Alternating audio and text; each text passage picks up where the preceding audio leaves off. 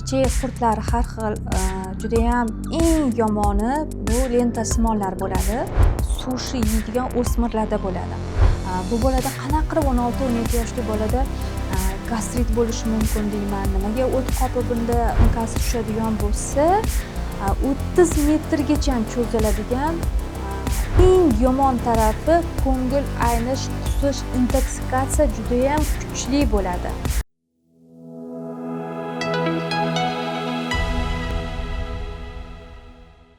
Assalomu alaykum. Sizlar bilan Bahora Qodiraliyeva. Hozirgi kunda judayam muammo bo'lib kelayotgan bolajonlarimizni salomatligi haqida gaplashamiz. Ichak qurtlari har xil, judayam eng yomoni bu lentasimonlar bo'ladi. Lentasimonlar bilasizmi kimda bo'ladi? Sushi yeydigan o'smirlarda bo'ladi. O'smirlarda aynan mana shu lentasimonlarning lichinkasi aniqlanyapti va qon tekshiruvlarida faktlar bilan chiqib kelyapti. Biza so'rab surishtirib gaplashganimda bilyapmanki, bu bolalar ko'p fast food iste'mol qiladi va shu bilan birgalikda hozirgi judayam modaga chiqib ketgan sushi mahsulotlari, baliq, xom baliqdan sushilar tayyorlanadi, bilasiz.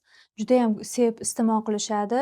16-17 yosh atrofida butun yuzlariga narsalar toshib ketgan, ichi ketish, qornida kuchli og'riq, to'q qabziyat bo'ladi deydi, yo ovqat hazm qilish tizimida muammolar, o't qopining yallig'lanishi, o't qopining dimlanishi, gastrit.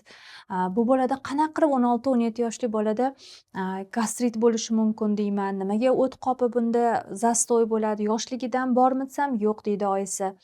Keyin tekshiruvlarni olib o'tganimizdan keyin bu 16 yoshli bolamiz, o'smir yigitimiz sushini judayam yaxshi ko'rib iste'mol qilar ekanlar. Eshitib qo'ying, bilib qo'ying, bu sushini qurti judayam xatarli hisoblanadi. Judayam xatarli. Buni agar bitta lichinkasi tushadigan bo'lsa, 30 metrgacha cho'ziladigan gitcha hosil bo'ladi, lentasimon gitcha hosil bo'ladi va bu judayam tez ko'payadi va ichakka yopishib olib, ichakdan qon so'radi.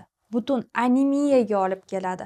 Ichi ketish holati kuzatiladi, qabziyat kuzatiladi, o't qopining dimlanishi kuzatiladi, oshqozonda gastrit, oshqozonda yallig'lanishlar kuzatiladi. Bolaning eng yomon tarafi ko'ngil aynish, qusish, intoksikatsiya judayam kuchli bo'ladi.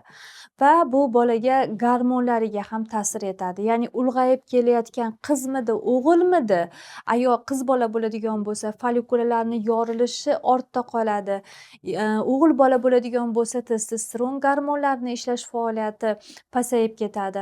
Undan tashqari eng yomoni o'g'il bolalarga bo'ybasti, kichkina bo'lib qolishi bo'lsa, qizlarimizda esa turmushga chiqqanda befarzand bo'lib qolishlari mumkin.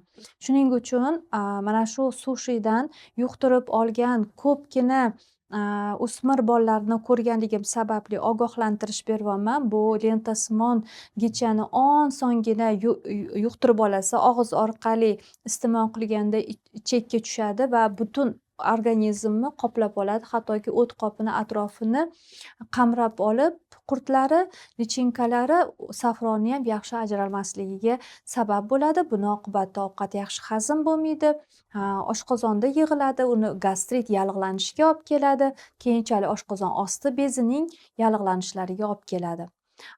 Men mana shu holatlarga bitta yaxshi o'zimizni Nutva Gelmen Kids mahsulotimizni tavsiya qilmoqchiman.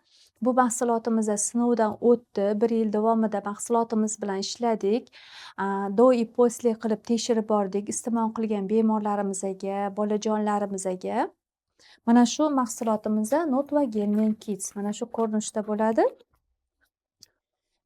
Bu mahsulotimiz kapsula ko'rinishda, ochib ko'rsataman sizlarga. Mana kapsula ko'rinishda bolalar uchun, o'smirlar uchun ishlab chiqarilgan. Bir kunlik dozasi miqdorini kichkina bolalar bo'ladigan bo'lsa, misol uchun 10 yoshgacha bo'lgan bolalar bo'lsa 1 donadan beramiz, 10 yoshdan yuqori bo'ladigan bo'lsa 2 donadan iste'mol qilib borishadi. Biza kapsulada ishlab chiqarganimizni ham sababi bor.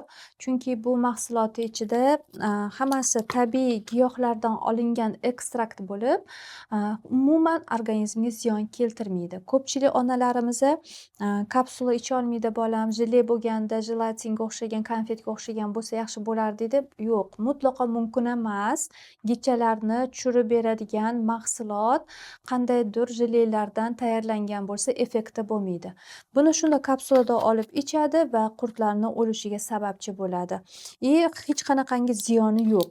Bu mahsulotimizni ichida yo'riqnomalari bor. Mana tayyor yo'riqnomalari bor. O'zbek tilida, rus tilida bemalol ochib ko'rib, sostavi, tarkibi, qanday ichilishi, tartiblar hammasi yozilgan.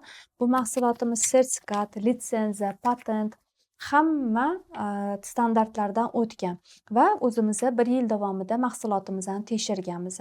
Agarda bu mahsulotni bolalaringizga iste'mol qildiradigan bo'lsangiz, ularda ostritsa bo'ladimi, askarida bo'ladimi, lentasimon bo'ladimi yoki boshqa turdagi gelmentlar bo'ladimi, hammasiga yordam beradi. Nimaga? Chunki mahsulot tarkibida eng kerakli bo'lgan komponentlar solingan. Bu komponentlar organizmga birinchi navbatda nafaqat gicchalarni tushirish ichaklardagi, balki qondagi lichinkalarini ham to'la tushirib beradi. Shu bilan birgalikda immunitetni ko'taradi, moddalar almashinuvini yaxshilaydi, asab nerv sistemani tiklab beradi. Bilasiz, bu gelmeni bor bolalar juda ham asabiy bo'lib qoladi. Chunki miyaga ta'sir etadi, qonga ta'sir etadi, gemoglobinni tushirib yuboradi. Bu mahsulotimiz sostavidagi qora sedana esa gemoglobinni ko'tarib berishga va immunitetni ko'tarishga sababchi bo'ladi. Undan tashqari dastarbosh deganimiz bor. Bu gicchalarni tushirib berishga yordam beradi. Bu mahsulotimiz agar sizda oila a'zolaringizda kimdadir qandaydir gelmentlar aniqlangan bo'lsa, 1294 raqamlariga qo'ng'iroq qilsanglar, mana shu raqamlar orqali malakali mutaxassislar mahsulot haqida to'liq ma'lumot beradi.